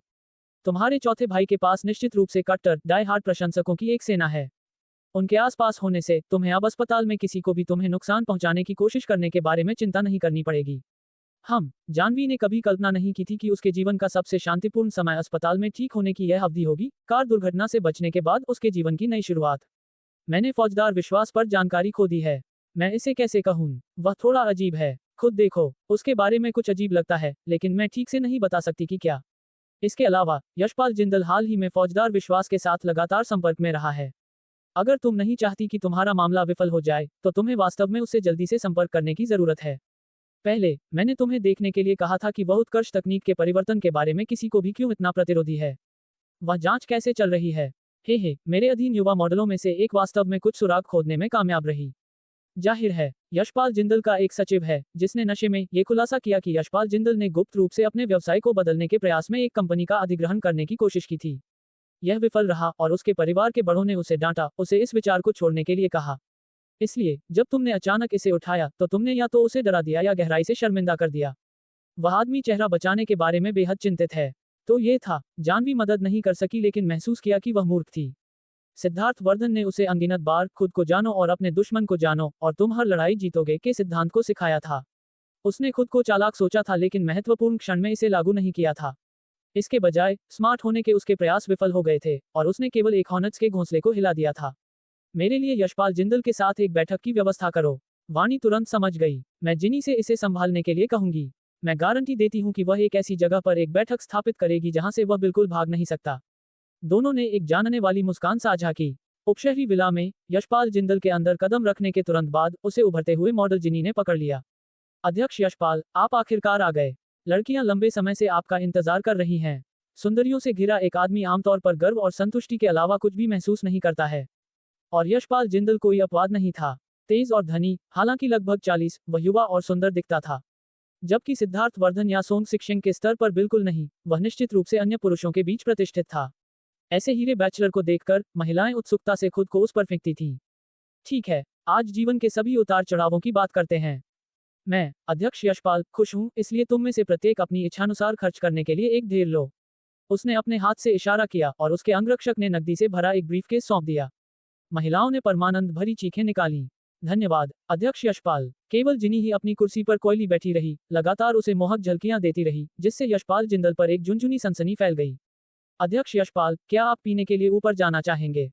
उसकी पहल ने यशपाल जिंदल के मुंह के कोने पर मुस्कान को गहरा कर दिया। लगता है मिस जिनी कुछ महान और अधिक दीर्घकालिक चाहती हैं। जिनी आगे बढ़ी, बिना किसी आरक्षण के अपने लंबे पैर दिखाते हुए। बेशक, किसी को हमेशा लंबी अवधि के लिए देखना चाहिए, चाहे वह प्यार में हो या व्यवसाय में। वही सिद्धांत लागू होता है, अगर आप किसी को मौका नहीं देते हैं, तो आपको जीवन भर पछतावा हो सकता है। आप क्या संकेत दे रही हैं? महिला की पतली कमर के चारों ओर एक हाथ लपेटते हुए यशपाल जिंदल ने उसे अपने गले में खींच लिया। उसकी मुस्कान उसकी आंखों तक नहीं पहुंची क्योंकि उसने कहा, बोलो, तुम क्या करना चाहती हो? जाहिर है, कुछ ऐसा जो हम दोनों को खुश करता है। जिनी खड़ी हुई और यशपाल जिंदल को उसकी टाई से पकड़कर उसे ऊपर खींच लिया। उसके अंगरक्षक पीछा करते थे। यशपाल जिंदल ने ठंडे स्वर में कहा, जब तक मैं आदेश नहीं देता, किसी को भी ऊपर जाने की अनुमति नहीं है। अंगरक्षकों ने भ्रमित नजरें आदान प्रदान की। क्या तुम अब मेरे आदेशों की अवज्ञा कर रहे हो? बिल्कुल नहीं, कृपया, जैसा आप चाहें, अध्यक्ष यशपाल। यशपाल जिंदल ने ठंडी सांस ली, जिनी की कमर के चारों ओर अपनी बांह के साथ सीढ़ियां चढ़ते हुए। तीसरे तल पर पहुंचने पर उसने जिनी को जोर से दूर धकेल दिया। ठीक है, अब सब चले गए हैं। अभिनय करने की कोई जरूरत नहीं है। जिनी ने अजीब तरह से अपने मुंह के कोने को खींचा। ताली, ताली, ताली। जानवी और वाणी बाहर निकली, तालियां बजाते हुए। ये प्रभावशाली है। लगता है कि अध्यक्ष यशपाल ने प्रवेश करते ही कुछ गलत था। आपने खूबसूरती से साथ दिया, फौजदार विश्वास के जासूसों को हिला दिया, और स्पष्ट रूप से आप समझते हैं कि जयंत समूह सहयोग के लिए एक अधिक मूल्यवान भागीदार है। वाणी ने जिनी को एक सार्थक नजर दी, और जिनी ने सिर हिलाया इससे पहले कि उसने खुद को माफ कर दिया। मिस वाणी वफादार और सुंदर महिलाओं की सेनाओं को आज्ञा देती हैं। लगता है कि दिल्ली वास्तव में एक बड़े बदलाव के कगार पर है। सिर्फ कुछ ही कम वर्षों में नूतन शैली संचार, एक कंपनी जिसने एक प्रतिभा एजेंसी के रूप में शुरू किया, इतनी शक्तिशाली हो गई है। दिव्य ज्योति समूह की नाक के नीचे चालें चलना। क्या तुम्हें फौजदार परिवार के प्रतिशोध का डर नहीं है? मुझे धमकाने के बजाय, अध्यक्ष यशपाल, आपको यह विचार करना चाहिए कि हम एक जीत-जीत सहयोग कैसे हासिल कर सकते हैं। मैं, वाणी, पैदा होने के दिन से किसी से नहीं डरी हूं, खासकर फौजदार विश्वास जैसे एक नीच और बेशर्म बूढ़े कमीने से नहीं। फौजदार विश्वास द्वारा जानवी को नुकसान पहुंचाने का विचार वाणी को इतने गुस्से से भर गया कि उसने चाहा कि वह उस बूढ़े कमीने को मार सके। हा, बूढ़ा कमीना, तुम उन कुछ लोगों में से एक हो जो फौजदार विश्वास को ऐसा कहने की हिम्मत करते हैं। वास्तव में एक दुर्लभ है। यशपाल जिंदल सोफे पर खुद को आरामदायक बना लिया, अपने लिए एक गिलास रेड वाइन डाली, एक घूंट लिया और सिर हिलाया। अब मुझे बताओ, मुझे यहाँ लाने और मुझे बाहरी दुनिया से अलग करने के लिए इतनी दूर जाने के बाद आपके पास मुझे समझाने के लिए क्या नई पिच है? कोई मीठी बातें नहीं, केवल ईमानदारी। जानवी, अपना होमवर्क कर चुकी थी, ने एक दस्तावेज निकाला। लाभ साझाकरण और कमीशन हमारे सहयोग की आधारशिला हैं। इससे भी महत्वपूर्ण बात, मैं आपको फौजदार विश्वास के नियंत्रण से मुक्त होने में मदद कर सकती हूँ। आपकी उत्कृष्ट क्षमताओं का एक आदमी, अध्यक्ष यशपाल, सिर्फ एक सौदे के बाद एक कठपुतली नहीं बनना चाहेगा, है ना? अगर फौजदार विश्वास अब आपके साथ इस तरह व्यवहार करने की हिम्मत करता है, तो कल्पना करें कि अगर आप वास्तव में सहयोग करते हैं तो उसका नियंत्रण कितना कस जाएगा। तब तक, क्या उत्कर्ष तकनीक बस दिल्ली के 10 महान परिवारों में से आखिरी 2 की तरह समाप्त नहीं होगा, पूरे निगल लिया गया। अध्यक्ष यशपाल, आपने इस परिवर्तन में अपना दिल और आत्मा डाली है, तीव्रता से रणनीति बनाते हुए। इसे महज एक उंगली के झटके से बुझते हुए देखना असहनीय नहीं होगा। जयंत समूह के साथ साझेदारी करके आपको हमारे सफल उदाहरण से लाभ होगा, पर्यटन और निर्माण से चिप अनुसंधान और विनिर्माण तक हमारा संक्रमण। यह अनुभव आपको आधे प्रयास के साथ दोगुना परिणाम प्राप्त करने में मदद करेगा, ये सुनिश्चित करते हुए कि आप अपनी आकांक्षाओं को पूरा करें। जानवी अस्पताल में अपने हाल के दिनों के दौरान बेकार नहीं रही थी। उसने उत्कर्ष तकनीक के लिए एक व्यवहार्यता विकास रिपोर्ट तैयार की थी। इस रिपोर्ट में एक परिवर्तन कार्यान्वयन योजना शामिल थी, जिसमें जयंत समूह प्रदान कर सकता था महत्वपूर्ण समर्थन और सहायता का विवरण दिया गया था। हम उत्कर्ष तकनीक के साथ एक स्वस्थ विकास की बहुत उम्मीद कर रहे हैं, खासकर हमारे शानदार चिप अनुसंधान प्रतिभा, लोचन के अलावा। लोचन के साथ, एक दूसरी पीढ़ी, एक तीसरी, और भी बहुत कुछ होगा। जयंत समूह के साथ सहयोग करें। मैं आपसे वादा करती हूँ, जयंत परिवार के नाम पर, कि भविष्य में, जयंत समूह उत्कर्ष तकनीक की किसी भी जरूरत के लिए चल रहे सहयोग को प्राथमिकता देगा। यशपाल जिंदल की आंखें आखिरकार चमक उठी। मिस जानवी, आप काफी साहसी हैं। लोचन वास्तव में जयंत समूह की आशा थी। ये सच था, हाव भाव समूह के लिए उसने जो महान उपलब्धियां हासिल की थी वे सभी को देखने के लिए थी। एक ही चिप का निर्माण हाव भाव समूह को देश के शीर्ष समूह बनने के लिए प्रेरित किया, एक उपलब्धि जो कुछ ही हासिल कर सकते थे। जयंत समूह वास्तव में अगला हाव भाव साम्राज्य बन सकता है। मैं इसके बारे में सोचूंगा। यशपाल जिंदल ने एक आरक्षित तरीके से बोलने से पहले एक पल के लिए संकोच किया।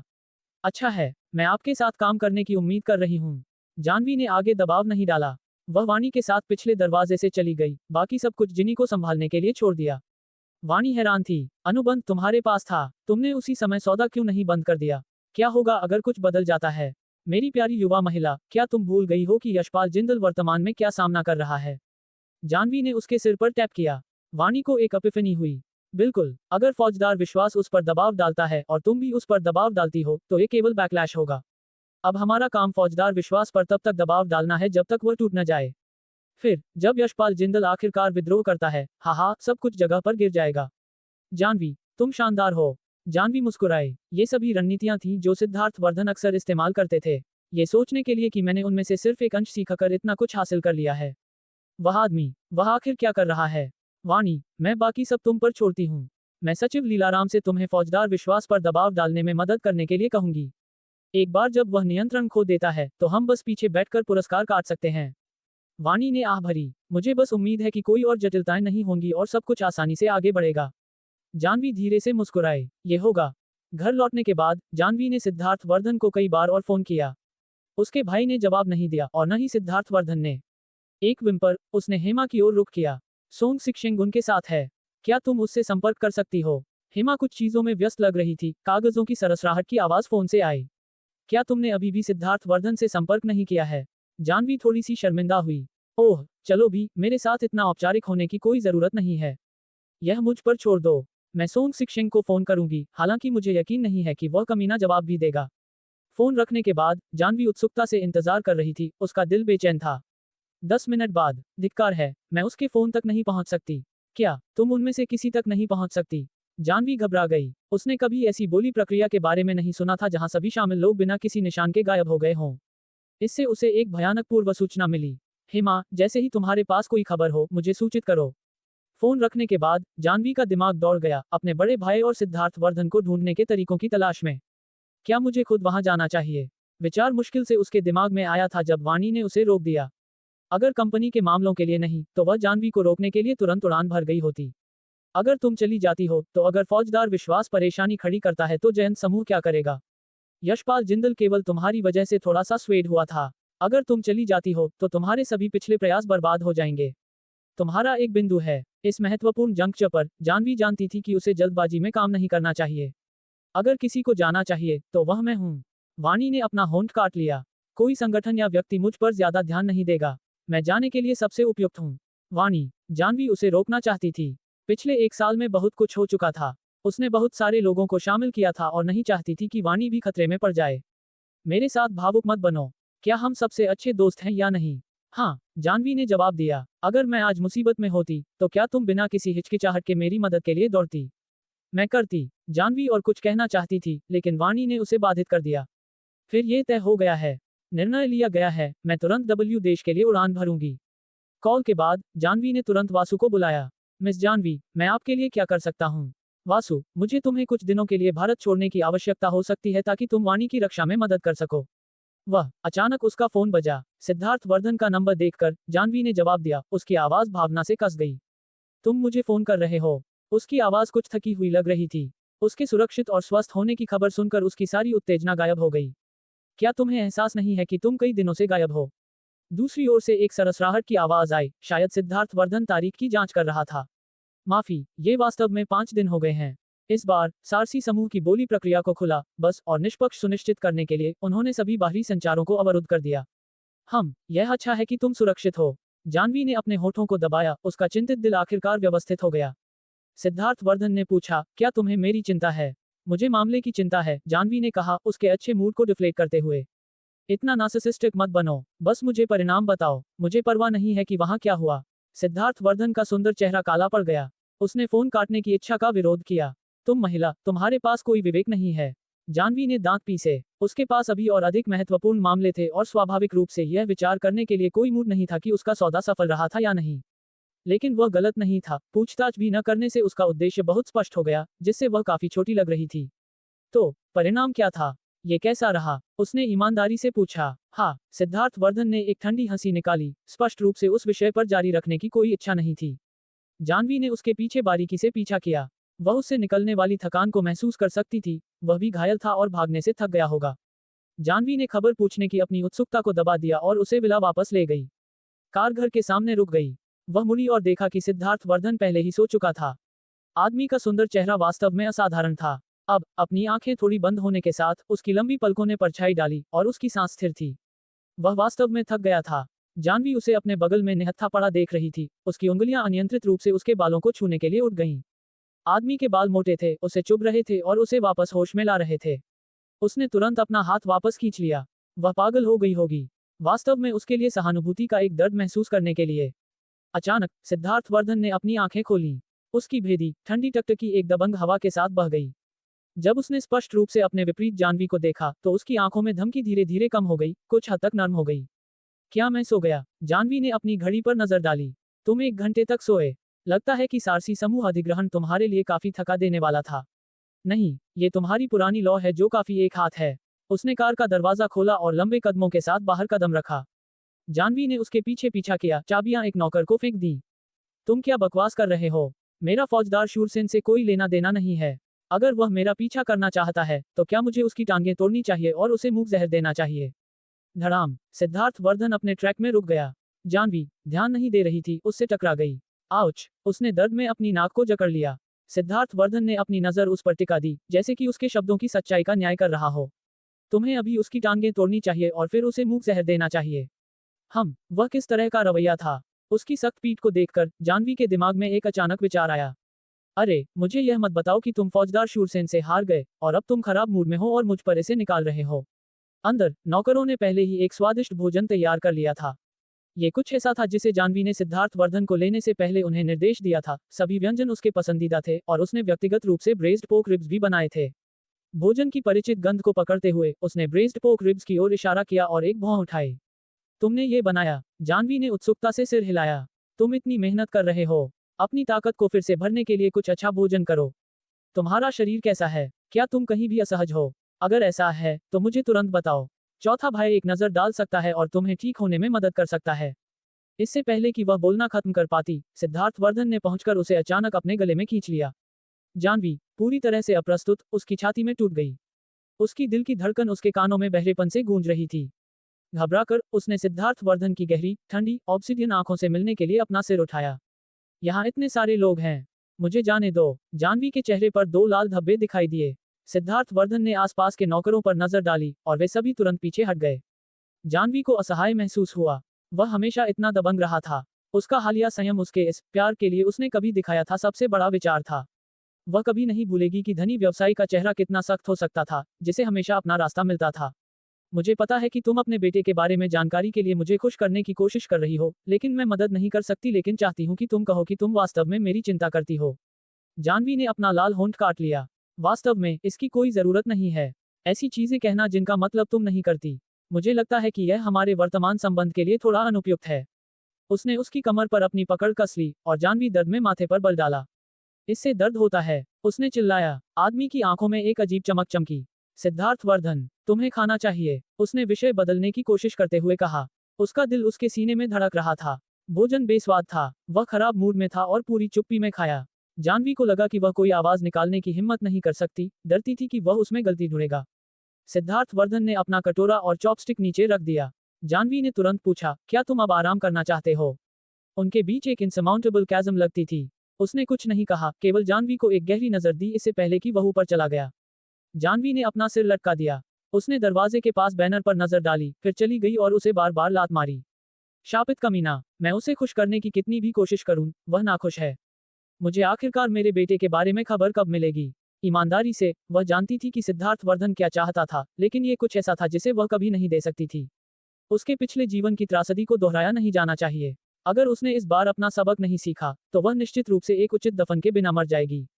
उसकी यादें उसके दिमाग में फिर से चली गईं क्योंकि उसने सिद्धार्थ वर्धन के कमरे की ओर देखा। मैं बस तुम्हारा उपयोग करूंगी। एक बार जब मेरा बेटा बचाया जाता है, तो हम अपने अलग रास्ते पर चले जाएंगे। इसे उस मुआवजे पर विचार करें जो तुम मेरे पिछले जीवन में मेरे ऋणी थे। हेमा ने फोन किया। सोंग सिक्शेंग कहाँ है? क्या तुमने नहीं कहा कि सिद्धार्थ वर्धन देश वापस आ गया है? उसने मुझे वापस फोन क्यों नहीं किया है? उसने शिकायत की कि वह अब और चंचल के साथ रहने का सामना नहीं कर सकती, महिला को एक परवर्त कहते हुए। मैं वापस जाना चाहती हूँ। जानवी ने अपने लाल होंठ काटे। हेमा वापस आने वाली थी, जिसका मतलब था कि उनके सभी पिछले प्रयास बर्बाद हो गए थे। वह जानती थी कि चंचल के साथ मिलना आसान नहीं था। उसे सच में नहीं पता था कि चंचल ने हेमा को इतना फ्रीक्ड आउट महसूस करने के लिए क्या किया था कि वह अब और सामना नहीं कर सकती थी, चिल्ला रही थी। अपने बेटे की खातिर वह बेशर्मी से सिद्धार्थ वर्धन, उसके जैविक पिता, को अथाह गड्ढे में खींच सकती थी, लेकिन वह बिल्कुल अपने आसपास के लोगों को भी फंसने की अनुमति नहीं दे सकती थी। मैं तुम्हें तुरंत लेने के लिए किसी को भेजूंगी। चंचल के साथ किसी भी संघर्ष में मत पड़ो। उसने अभी बात पूरी ही की थी जब उसने हेमा को हंसते हुए सुना। ओह माय, मैं बस थोड़ा सा वेंटिंग कर रही हूँ। मैं पहली परेशानी में भागने के बारे में कैसे सोच सकती हूँ? अगर मैं इतनी कमजोर होती, तो मैं कैसे कह सकती थी कि मैं अपने प्यारे आदमी को अपनी जगह वापस पाने में मदद करूंगी? उसके भाषण में एक गिरोह के बॉस का स्पर्श था, जिससे जानवी अनिश्चित थी कि हंसे या रोए। हेमा बड़बड़ाई, चंचल वास्तव में अजीब है, लेकिन लगता है कि उसकी किसी के साथ नियुक्ति है। वह वर्तमान में सावधानीपूर्वक तैयार हो रही है, इसलिए मुझे लगता है कि वह आज रात वापस नहीं आएगी। ओह, ठीक है, वह बड़ा शॉट दिनों से नहीं देखा गया है, कौन जानता है कि वह अभी भी जीवित है या नहीं। अगर वह मर गया है, तो क्या हमारी वर्तमान कठिनाइयां आसानी से हल नहीं होंगी? उसने बहुत कुछ कहा, लेकिन जानवी ने केवल एक वाक्य दर्ज किया, उसकी किसी के साथ नियुक्ति है। उस पल, सिद्धार्थ वर्धन नीचे आया। उसने खुद को संवारा था, उसकी तेज भौहें और स्टार जैसी आंखें उसकी तराशी हुई, असाधारण रूप से सुंदर विशेषताओं को पूरक करती थीं। उसने एक कस्टम सिलाई सूट में बदल दिया था जिसने उसकी सही आकृति को गले लगाया था।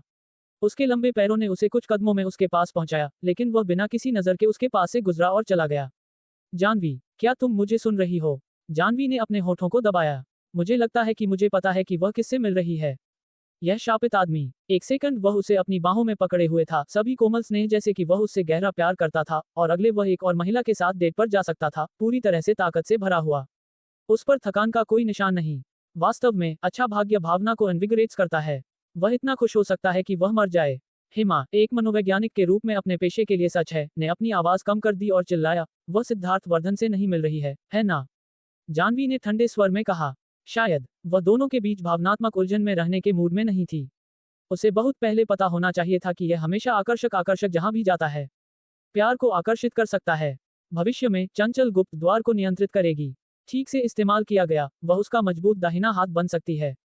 वह शायद चंचल के माध्यम से उस संतुष्टि को फिर से हासिल कर सकता है जिसे वह फौजदार शूरसेन के साथ चूक गया था।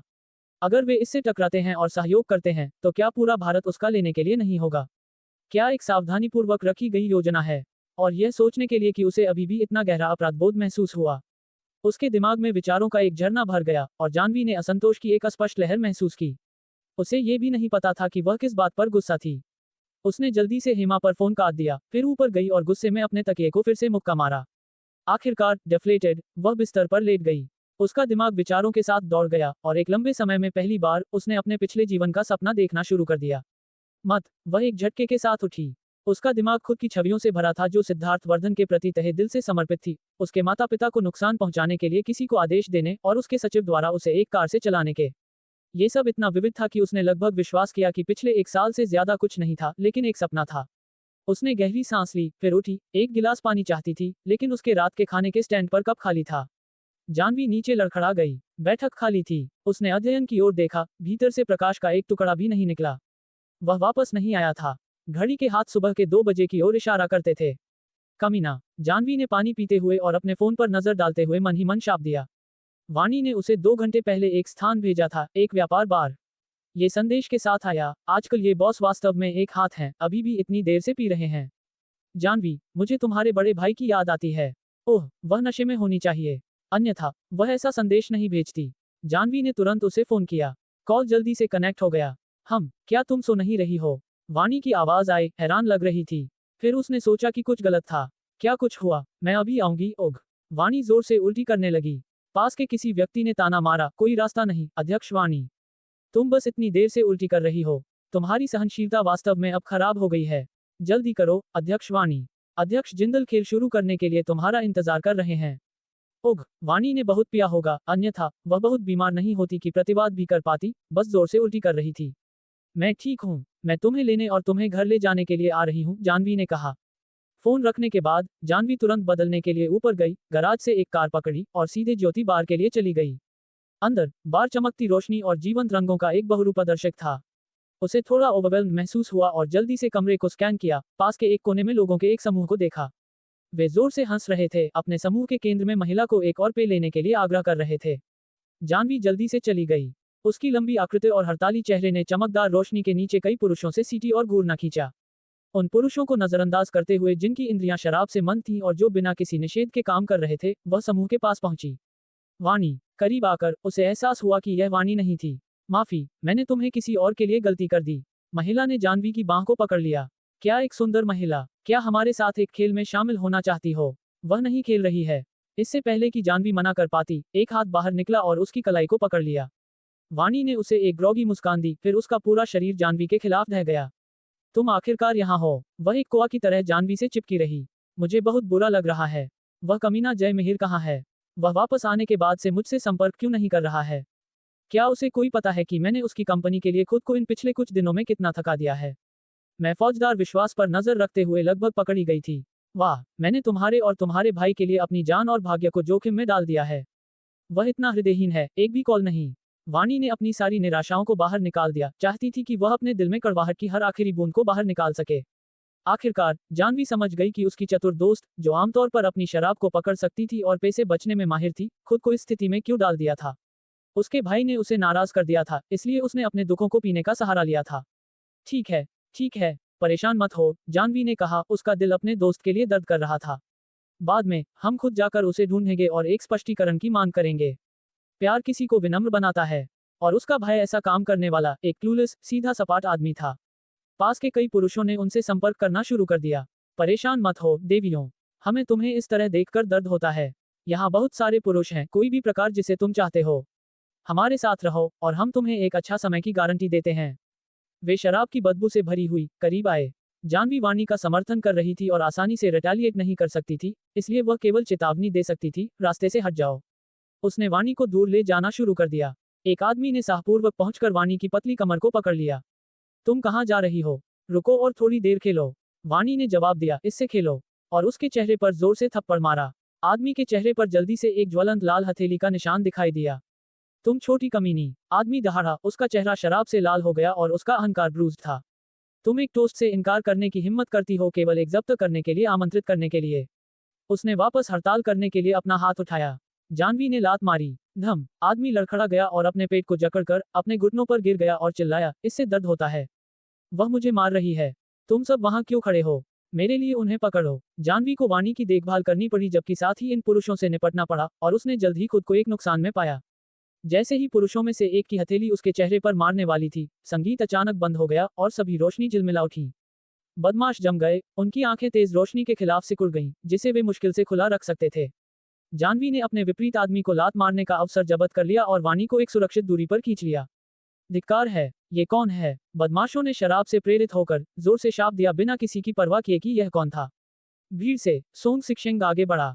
उसकी मिश्रित नस्ल की आंखें एक भेदी नीली थीं, जिससे वे विशेष रूप से हड़ताली थीं। 6 फीट से अधिक लंबा, उसकी प्रभावशाली सुंदरता और लापरवाही से समृद्ध व्यवहार ने उसे बाहर खड़ा कर दिया। उसके थोड़े कर्ल्ड होठों के कोनों के चारों ओर एक ठंडी ठंडक खेली, जो एक लापरवाह उदासीनता का संकेत देती थी। एक आदमी की अद्वितीय, भेदी ठंडक जिसने हर कदम के साथ अंडरवर्ल्ड और वैध समाज दोनों को नेविगेट किया, उससे विकिरण किया, जिससे सभी को पता चला कि वह नाराज था। मुझ पर शाप देने की हिम्मत? तुम निश्चित रूप से कुछ में से एक हो। उसने अपना हाथ उठाया। काले रंग में कई हटे कट्टे पुरुष आगे बढ़े, बदमाशों को उनके कॉलर से पकड़ा और हथेलियों की तरह हाथों से उनके चेहरे पर भारी थप्पड़ मारा। बल इतना महान था कि दांत और खून उन बदमाशों के मुंह से उड़ गए जिन्हें मारा गया था। इस तरह की एक तरफा पिटाई एक दुर्लभ दृश्य थी, और कमरा इतना शांत हो गया कि तुम एक पिन ड्रॉप सुन सकते थे। बदमाश डर गए थे, रोते हुए और अपने घुटनों पर सिसकते हुए दया की भीख मांग रहे थे। बॉस, मैं गलत था। हम जानते हैं कि हम गलत थे। सोंग सिक्शेंग ने एक भौं उठाए और ठंडे स्वर में हंसा। मुझसे माफी मांगो। क्यों? बदमाशों ने जल्दी से जानवी को काउट आउट किया। हमें माफ करना, हम चमगादड़ों की तरह अंधे थे, पे के साथ थोड़ा बहुत दूर हो गए। कृपया, हम आपसे भीख मांगते हैं, हमें बख्श दें। फिर उन्होंने जोर से अपने चेहरे को थप्पड़ मारना शुरू कर दिया। उनके चेहरे खून से ढके हुए थे और वे डर से कांप रहे थे। जानवी मदद नहीं कर सकी, लेकिन निगल गई। क्या यह एक शक्तिशाली व्यक्ति का आभा था जिसने वैध और अवैध दुनिया दोनों को आज्ञा दी थी? सोंग सिक्शेंग का दबंग आभा सिद्धार्थ वर्धन से पूरी तरह से अलग था। सोंग सिक्शेंग की आंखों में एक मानव जीवन शायद एक नमकीन मछली से कम मूल्यवान था। वह नीचे झुक गया और उसके हाथ में घूमती छोटी चाकू ने उस बदमाश के हाथ के पीछे क्रूरता से छेद किया जिसने अभी जानवी को मारने की कोशिश की थी। आदमी दर्द से बेहोश हो गया। कचरा, सोंग सिक्शेंग ने उसे लात मारकर दूर कर दिया। बाकी बदमाश इतने डरे हुए थे कि उन्होंने अपनी पैंट गीली कर ली। जिस लड़की ने अभी जानवी को बहन कहकर खींच लिया था और उसे रहने के लिए कहने की कोशिश कर रही थी, वह अब डर से पूरी तरह से सोबर हो गई थी। हु, मदद। वहां मौजूद एक भी व्यक्ति आगे बढ़ने की हिम्मत नहीं कर रहा था। जानवी मदद नहीं कर सकी लेकिन बोली, बस हो गया। उसे डर था कि कोई मारा जाएगा। सोंग सिक्शेंग ने ठंडे स्वर में बात की, तुम सभी चले जाओ। उनके जाने के बाद उसने एक पूरी तरह से अलग अभिव्यक्ति अपनाई।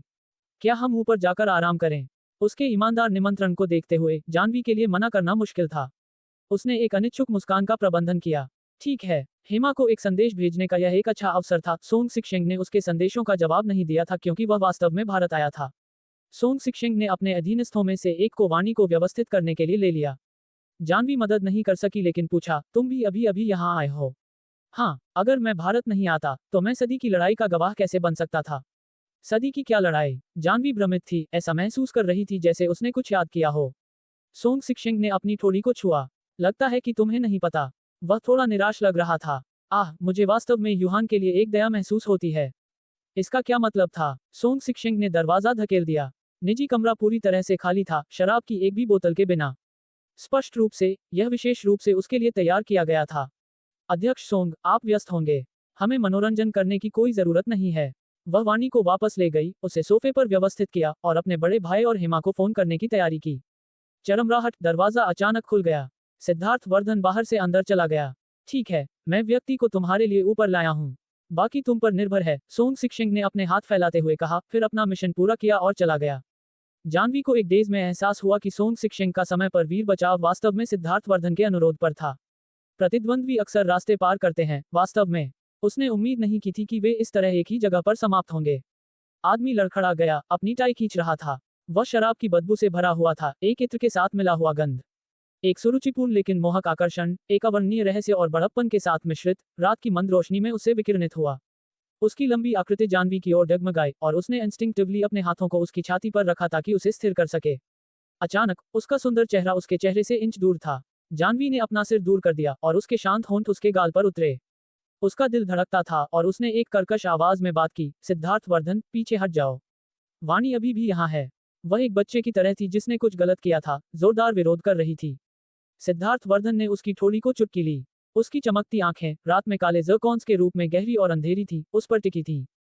जानवी, तुम वास्तव में हृदयहीन हो। शराब की मजबूत गंध उसके चेहरे पर फैल गई। जानवी सीध, हम्फ। जानवी को नहीं पता था कि गुस्से का यह अचानक उछाल कहां से आया। उसने उसकी टाई को पकड़ा, उसके दांत पीसे।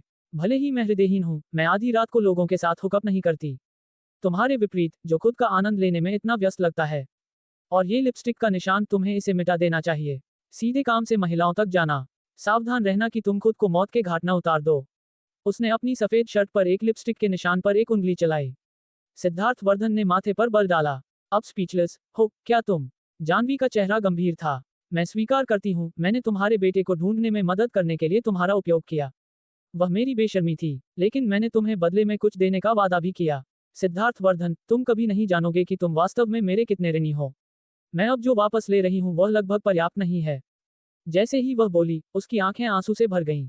सिद्धार्थ वर्धन सोफे पर लेटने के लिए लुढ़क गया, वाणी पर नजर डाली, जो उसके बगल में नशे में बेहोश थी। उसने अपना फोन निकाला और एक नंबर डायल किया। यहाँ आओ और अपनी महिला को घर ले जाओ। तुम क्या बकवास कर रहे हो? जय मिहिर की आवाज असंतोष के साथ तेज थी। तभी वाणी ने जोर से बर्प किया और चिल्लाया, पियो। मुझे एक और बोतल लाओ। उसकी आवाज सुनकर जय मिहिर का लहजा और भी ठंडा हो गया। मुझे पता बताओ। सिद्धार्थ वर्धन के होंठ कर्ल्ड हुए। उसने तुरंत पता भेजा, फिर अपना फोन एक तरफ फेंक दिया और बाहर किसी को आदेश दिया, उसे बाहर ले जाओ। तुम क्या कर रहे हो? सिद्धार्थ वर्धन ने उसे वापस खींच लिया। तुम्हारा भाई जल्द ही यहाँ होगा। वह रास्ते में है। वाणी को बाहर ले जाया गया। सिद्धार्थ वर्धन ने जानवी को अपने गले में खींच लिया। संघर्ष करना बंद करो, या मैं गारंटी नहीं दे सकता कि मैं तुम्हारे साथ क्या कर सकता हूँ। आदमी की आवाज कम और कर्कश थी, एक सायरन की कॉल के रूप में मोहक थी। उनके शरीर इतने करीब से दबाए गए, वह पहले ही आदमी की अराउजल को महसूस कर सकती थी। उसका दिल घबराहट के साथ उसके सीने में धड़क गया। सिद्धार्थ वर्धन, शांत हो जाओ। एक अस्पष्ट भय ने उसके शरीर को तनावग्रस्त कर दिया। सिद्धार्थ वर्धन का बड़ा हाथ उसकी कमर पर बस गया, सावधानीपूर्वक उसके वक्र को ट्रेस कर रहा था। जानवी, चलो एक बच्चा एक साथ करें, उसने धीरे से आह भरी। क्या तुम अपना दिमाग खो चुके हो? उसने उसे दूर धकेल दिया। सिद्धार्थ वर्धन सोफे पर वापस झुक गया, उसके सीने में एक कम हंसी गूंज रही थी। मुझे लगता है कि चंचल ने तुम्हारे दिमाग को तुम्हारे लिए इस तरह की बात कहने के लिए एडल कर दिया है। उसने तुरंत उनके बीच कुछ दूरी डाल दी। उसने उसका पीछा नहीं किया। वह बस वहां बैठा था, विचारों में खो गया लग रहा था। उसकी टकटकी गहरी और अनफोकस थी। चंचल ने कहा कि बच्चा तुम्हारे जैसा दिखता है। उस एक वाक्य ने जानवी में आशा की एक चिंगारी जलाई। उसने उत्साह से पूछा, क्या उसने मुन्नू को देखा? धन्यवाद दोस्तों। अगर कहानी अच्छी लगी हो तो लाइक करें और नई कहानियों के लिए VS नॉवल वर्ल्ड को सब्सक्राइब ज़रूर करें। मिलते हैं अगली कहानी में।